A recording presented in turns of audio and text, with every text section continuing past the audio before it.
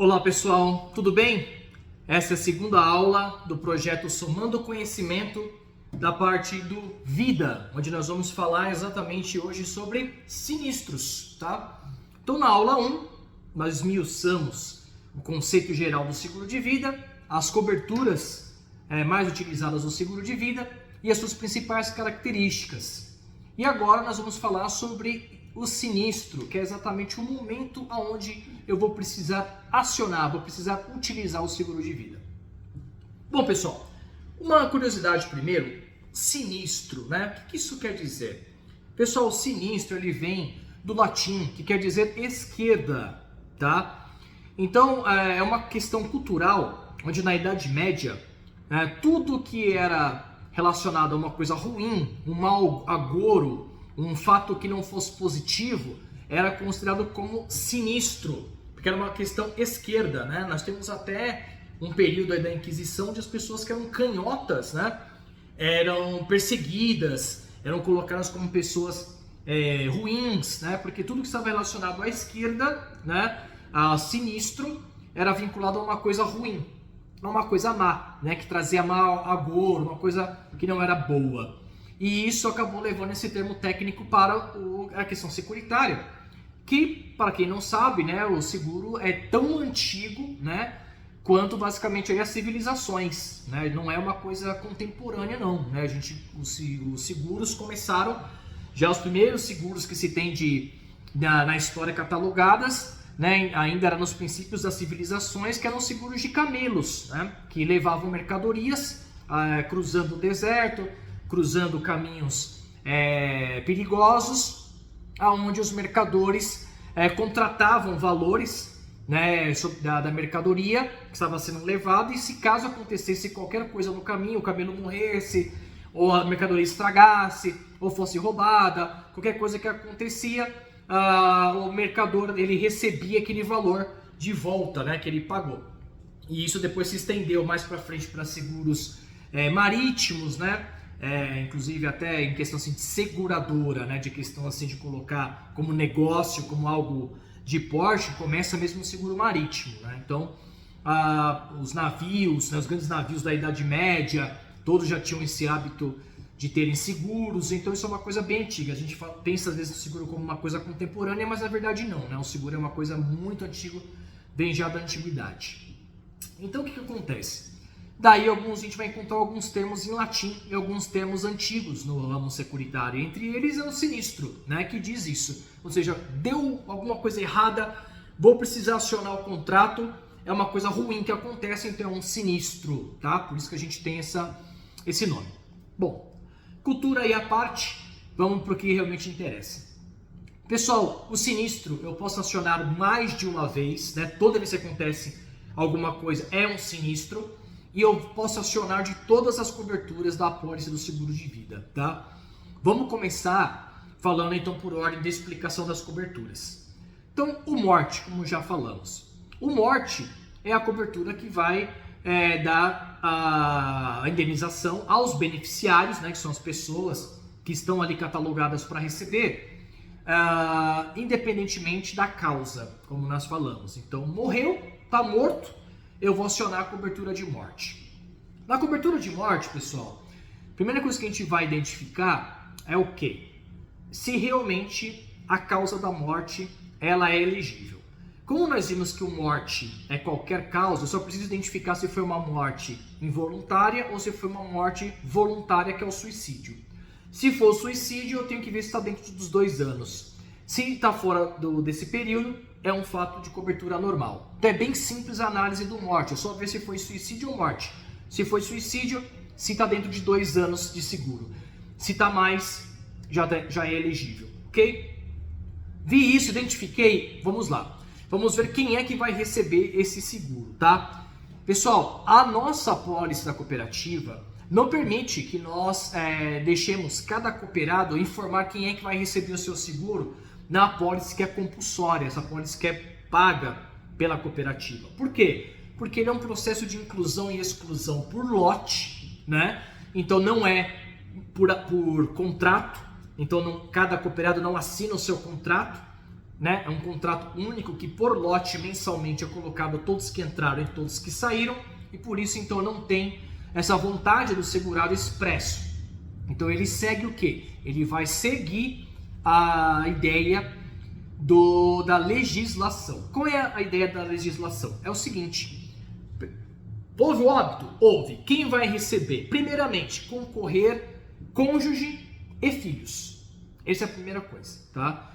O cônjuge é aquela figura que é tanto da certidão de casamento, que é o cônjuge, ou o companheiro, que é o que possui a união estável, tá? Só esses dois? Não, eu posso não ter uma união estável, mas eu posso ter uma série de documentos, né, que vão ali reforçar, vão dar robustez à minha união estável com esse cooperado. Quais, por exemplo? Eu posso ser dependente dele no imposto de renda, eu posso ser dependente dele no plano de saúde, eu posso ter uma conta conjunta com ele, eu posso ter comprovante de endereço, do nome dos dois no mesmo lugar, né? Então eu posso ter contratos de bens comprados em conjunto, como veículos e casa. Então não necessariamente eu tenho que ter união estável, mas se eu tenho pelo menos 3 argumentos robustos, né, que dizem que eu tenho uma união estável ali com aquela pessoa, eu consigo confortar a seguradora nesse conceito e falar, não, tudo bem, não tenho documento de união estável, mas a pessoa tem aqui as comprovações de que vivia em comunhão com o segurado, tá? Então eu tenho cônjuge e tenho união estável. Essas documentações são bem importantes, tá? Deixar claro, o cônjuge é simples, porque ele tem a certidão de casamento, basta ela não estar averbada. Se ela não tiver averbada com divórcio, aquele documento acabou. O companheiro já tem essas questões, né? Além da união estável, eu preciso ter esses outros documentos que comprovem aquela união. Uma coisa que pode acontecer, gente, às vezes tem uma união estável, companheiro, e apresenta aquilo. Só que é de 3, 4 anos atrás ou até mais. A seguradora ela pode querer mais documentos para comprovar que no presente essa união estável se dá. Por que isso, gente? Porque no Brasil não existe a cultura de averbar a união estável. As pessoas fazem a união estável e depois se separam e não averbam. O documento fica lá, né? E aí para todos os efeitos existe aquela união ainda, mas não existe mais. Então, a seguradora ela coloca essa situação. Às vezes a união estável é o suficiente, às vezes a união estável precisa vir acompanhada de outros documentos para dar robustez à comprovação daquela união, tá? E claro, os casais homossexuais precisam apresentar a declaração de união estável homoafetiva, que é a declaração de companheiro, mas como são do mesmo sexo, então ela leva esse nome, tá? De homoafetiva. Muito bem, tenho essa documentação, vou apresentar a documentação de praxe, que são os documentos pessoais, né? RG, CPF ou CNH das pessoas envolvidas, né? Quem são as pessoas envolvidas? O segurado, que é o falecido, e aqui a companheira ou cônjuge, né? Comprovante de endereço vai ser apresentado. Tem o kit sinistro, que é um formulário de aviso de sinistro, que deve ser apresentado para que a pessoa preencha isso com os dados do falecido e os dados, né, dos dependentes, das pessoas que vão receber, os beneficiários que vão receber esse seguro. É bem intuitivo, né? Basta sempre olhar um conjunto de formulários que estão ali juntos, chama kit de sinistro, e ele deve ser enviado para a família preencher essa documentação e deixar. Uma coisa que é muito importante, nesse kit de sinistro tem um dos formulários que chama Declaração de Únicos Herdeiros. A Declaração de Únicos Herdeiros, pessoal, é um documento que vai dizer que aquela pessoa só tem aqueles dependentes que estão ali. Não está faltando uma esposa, não está faltando um filho, né? Está ali dizendo. Então quem está preenchendo esse formulário tem que colocar isso, dar fé nesse documento, que é o quê? Registrar em cartório com 2 testemunhas, também registrada em cartório, tá? Esse documento é importante. Por quê? Porque se alguém quiser tirar, não quero mencionar um filho, não quero mencionar um pai, não quero mencionar um cônjuge, a pessoa que está fazendo aquele preenchimento precisa dar fé nele no cartório, porque ela vai responder legalmente caso no futuro apareça uma pessoa lá que era para receber e a seguradora não pagou porque não teve conhecimento disso, tá? Então um resguardo que a seguradora tem nesse documento para que a família apresente falando, não, nós damos fé e damos ciência de que são esses aqui os beneficiários que estão sendo apresentados. Então primeiro, cônjuge e filhos. E como é que funciona isso? 50% sempre é pago para o cônjuge, automaticamente. Os outros 50% vai ser dividido pelos filhos. Então, se eu falecer uma cooperada, ela é casada e tem 2 filhos, como é que isso funciona? O marido recebe 50% e cada filho vai receber 25%. Vamos dividir em 2 o restante dos 50%, ok? É assim que funciona a temática. Se tiver 3 filhos, os 3 vão dividir os 50, se tiver 4 filhos, e assim sucessivamente, tá? Então concorrem esposa e filhos. É a primeira ordem. Se eu não tenho filhos e tenho só uma esposa, ou se eu tenho só filhos e não tenho esposa, o que vai acontecer? Vai entrar nessa concorrência os pais, o pai e a mãe vai entrar para concorrer. Aí vai ser pais, mães dividindo com filhos, tá? Pai e mãe dividindo com a esposa, tá? Então vai ficar lá a esposa recebendo 50%, não tinha filhos, os outros 50 vai dividir 25 para o pai e 25 para a mãe, tá? Só tinha, por exemplo, 2 filhos, não tinha esposa, né? Aí 2 filhos vão receber 25% e os outros 25% vão ser divididos entre pai e a mãe, tá? Então assim concorre. É a segunda escala. Se eu não tenho nem esposa e não tenho nem filhos, pai, mãe e irmãos concorrem. Aí eu pego e divido esse valor para pai, para mãe e os irmãos que aparecerem, tá? Não tenho irmãos, tenho só pai e mãe. Vou pagar para o pai e vou pagar para a mãe. E encerrou. Não tenho nem pai nem mãe, nem mulher e nem filhos. E tenho um único irmão. Esse irmão vai receber. Tenho 2 irmãos, vou dividir entre os 2 irmãos. Tenho 4 irmãos, vou dividir entre os 4 irmãos. Certo? Então assim vai funcionar. Não tenho essa escala de pais e irmãos, eu vou cair para tios, primos, sobrinhos. Não tenho o parente mais próximo. Não tenho, a seguradora vai pagar esse em juízo e vai aguardar por 10 anos alguém reclamar essa indenização, tá? Se após 10 anos ninguém reclamar essa indenização, o dinheiro volta para a seguradora, ok? Isso é muito difícil, pessoal. Na maioria das vezes as pessoas elas possuem algum parente próximo para receber, tá? Quase sempre entre esposa e filhos, tá? Concorrendo esposa e filhos, ou um caso ou outro que é só a esposa e aí entre os pais, tá bom? Muito bem, tenho essa divisão, ok? Todos os envolvidos vão apresentar toda a documentação para mim, como eu já falei, RG, CPF, comprovante de endereço, dados bancários para receber, vão preencher os formulários do kit sinistro, a seguradora tem uns 30 dias para analisar, vai analisar, está satisfeita com a documentação apresentada, vai realizar os pagamentos de sinistro, vai realizar os pagamentos da indenização, ok? Muito bem. Aqui eu ressalto dizer que a área de benefícios também ficou responsável por pedir outros documentos de interesse da cooperativa que não estão vinculados ao sinistro, né? Então, documento de certidão de dependentes do INSS, né, algum outro documento que venha a ser solicitado por parte do jurídico, existe um checklist de documentos, né, que fica salvo na rede de morte.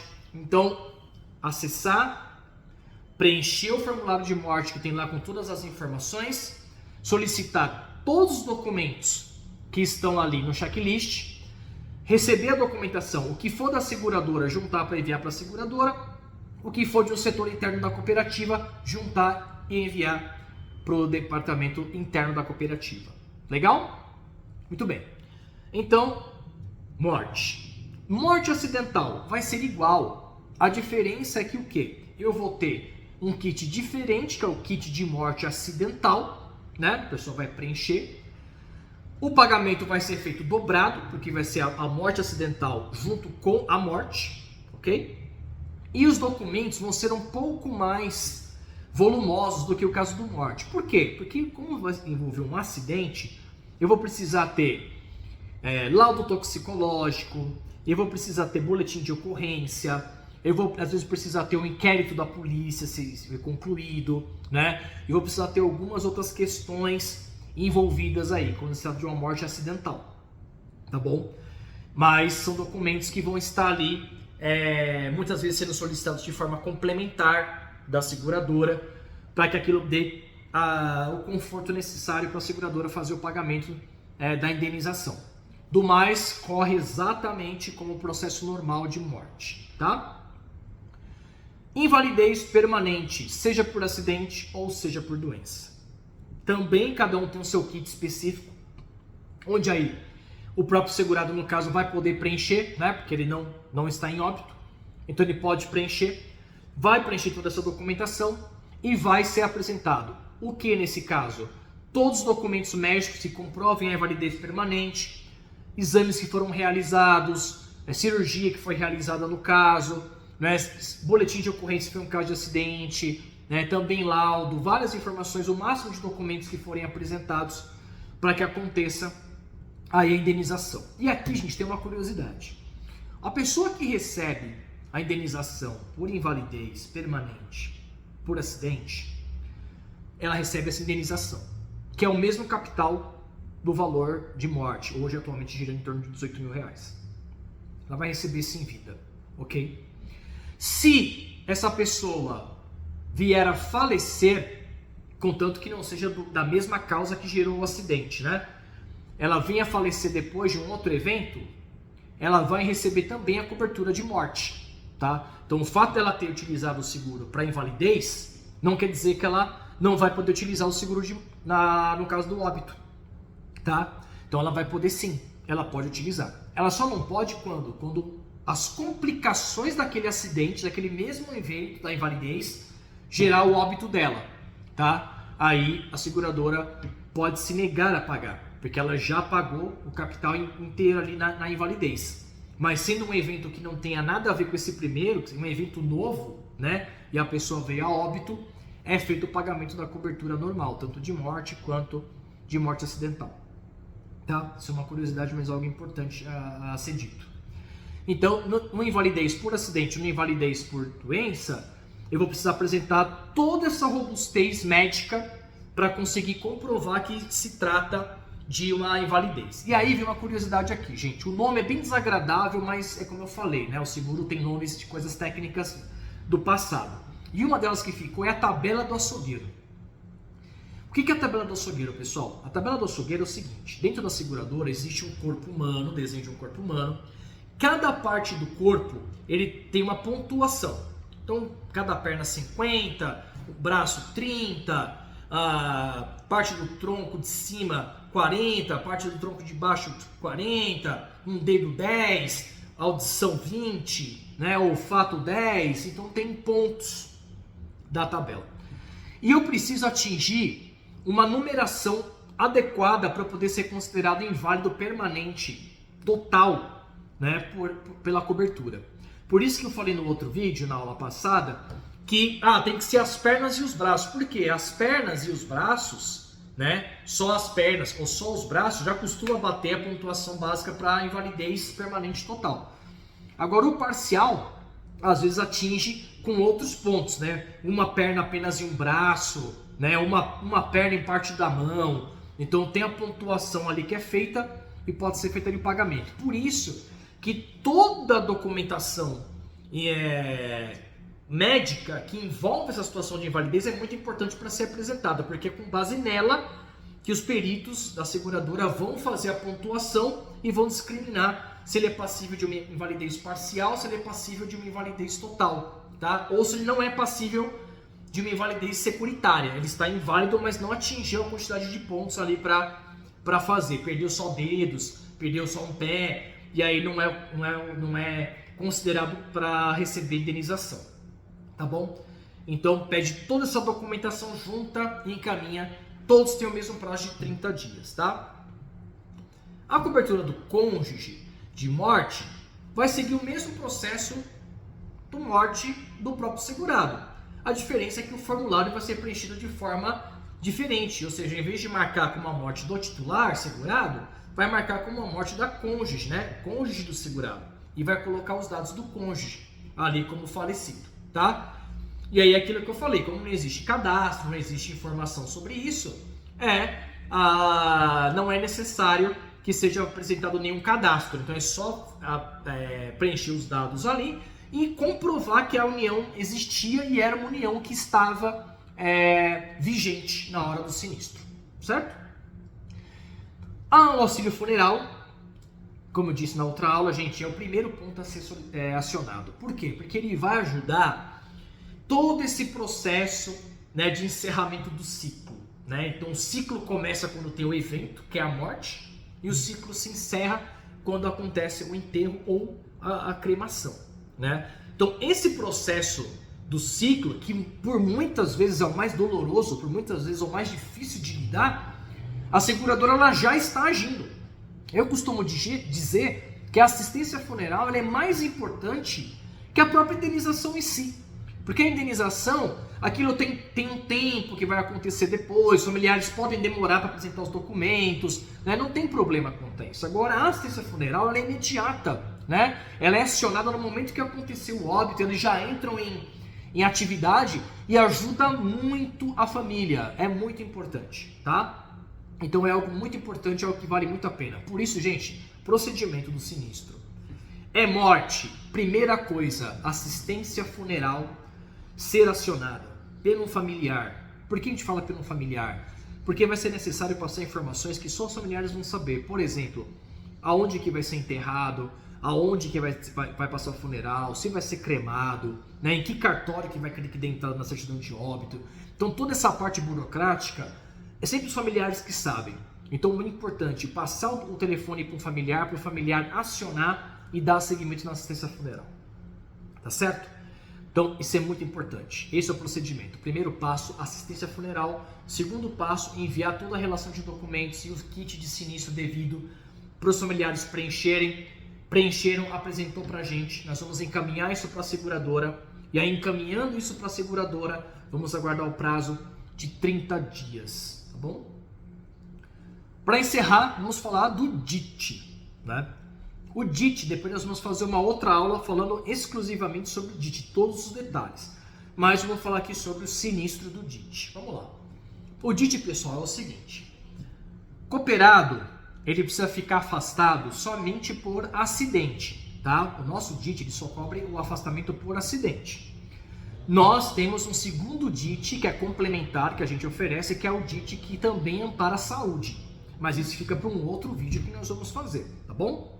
Então, o DIT da cooperativa, ele é um DIT de acidente, é um DIT que cobre R$60 por diária, tem um período padrão de indenização de 90 dias, podendo se estender para 120, tá? Ou até 160 e 180 em casos graves, tá bom? Mas o padrão nosso vai até os 90. O que acontece? Como é que funciona isso? Primeiro passo que eu vou identificar, se tratou de um acidente. Segundo passo, se tem os atestados comprovando o afastamento. Terceiro passo, se esses atestados são superiores a 15 dias, que é o período de franquia. Quarto passo, juntar toda essa documentação e providenciar o kit de sinistro DIT com preenchimento do segurado com todos os documentos o máximo possível para dar robustez ao processo, encaminhar tudo para a seguradora e esperar os 30 dias. A seguradora conclui o processo, vai realizar o pagamento na conta, seja no caso de beneficiários, aí no caso de morte, seja no caso do titular, no caso de invalidez ou no caso de DIT. Certo? E aí, pessoal, a máxima disso é sempre o seguinte: a análise se dá no poder da seguradora. É sempre a seguradora que vai determinar se vai acontecer o pagamento, se não vai acontecer o pagamento, se a documentação é o suficiente, se não é o suficiente, por quê. Então, sempre quem dá a palavra final é a seguradora. E a gente tem que deixar isso sempre claro, seja para um tomador, seja para um familiar, sempre claro que a análise está na mão da seguradora e que a qualquer momento pode ser solicitada uma documentação complementar ou mais informações sobre o evento, até que a seguradora se sinta confortável e faça o pagamento da indenização. Tá certo? Bom, e aí, para encerrar, a cobertura de despesas médicas e hospitalares, que como eu falei na aula 1, ela tem que estar vinculada a algum sinistro, né? Estou com sinistro de morte em andamento, estou com sinistro de invalidez em andamento, estou com sinistro de DIT em andamento, e tive essas despesas que o segurado vai fazer? Preencher um kit, que é o que tem também dessa cobertura, despesas médicas hospitalares, vai preencher, apresentar toda a comprovação de que teve aquelas despesas, notas fiscais, cupom fiscal, recibo fiscal, documentos médicos, tudo que ele conseguir comprovar, ele vai apresentar e a seguradora vai analisar conjuntamente com o sinistro, tá bom? Uma curiosidade, um ponto importante sobre assistência funeral. Muitas vezes, pessoal, ou por falta de conhecimento, ou às vezes pela velocidade da informação chegar até nós, já foi feitos procedimentos de enterro, procedimentos de funeral do segurado ou da pessoa do cônjuge. E aí o que acontece, gente? Não dá tempo da própria assistência funeral da operadora entrar em ação e começar a funcionar. Então o que vai acontecer?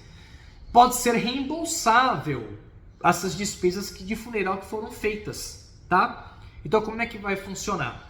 Se a pessoa não fizer uso da assistência funeral da seguradora e teve despesas, eles vão apresentar as notas fiscais, os cupons, os recibos, todas as comprovações relacionadas ao evento e vão apresentar também para a seguradora, tá? Junto, pedindo um reembolso das despesas da assistência funeral. E aí a verba da assistência funeral, que eles iriam fazer o pagamento, que está discriminada para a seguradora usar, eles vão pagar em valor, principalmente, tá? Isso é muito importante para aquela pessoa que foi a quem pagou. Então, por exemplo, teve um sinistro, um primo do segurado que foi lá e fez toda a compra do caixão funeral, um monte de coisa. Se as notas estão em nome desse primo, a seguradora vai pagar para esse primo, tá? Independentemente que o beneficiário do seguro é uma outra pessoa, é a esposa, por exemplo, tá? Mas quem tem a despesa comprovada é quem é ressarcido, tá? Então, as despesas vão ser apresentadas em nome de quem pagou e a seguradora vai ressarcir com a verba essa pessoa, tá? Que fez o pagamento, tá? Atualmente nós estamos aí entre R$5.000 a assistência nossa funeral individual, né? Então esse é o teto que vai ser feito o pagamento ali para a pessoa. Certo, pessoal? Bom, então aqui eu encerro, tá, a nossa aula sobre sinistro. Toda a parte técnica, toda a parte que está por trás, né, acontece na seguradora, tá? Então a gente precisa ter um acompanhamento. Então, por exemplo, se um sinistro é declinado, como a gente fala, o sinistro não vai ser pago, a seguradora declinou. Somente a seguradora vai poder explicar para a gente qual o motivo, né, e para que a gente possa posicionar. Então todas as informações estão com a seguradora e nós somos o interlocutor dessas informações, tá? Se o segurado não concorda com qualquer posicionamento do sinistro, seja um declínio, ou um pagamento parcial, ou uma documentação que está sendo solicitada e não está sendo possível ser apresentada e a seguradora está paralisada com o processo, nós vamos intermediar o máximo possível para conseguir fazer com que essa relação ande, tá? Porém, nós não podemos avançar no conceito da seguradora, tá? Então a seguradora sempre que vai determinar e dar a palavra final no que vai ser ou que não vai ser. E isso a gente sempre vai deixando claro às pessoas envolvidas e interessadas no processo. Tá bom? Gente, é isso aí. Finaliza aqui a segunda aula sobre sinistros da nossa pólice de seguro de vida. Vejo vocês na terceira aula, que é sobre TIT complementar e também sobre o seguro de vida complementar. Tá bom? Um grande abraço, até mais!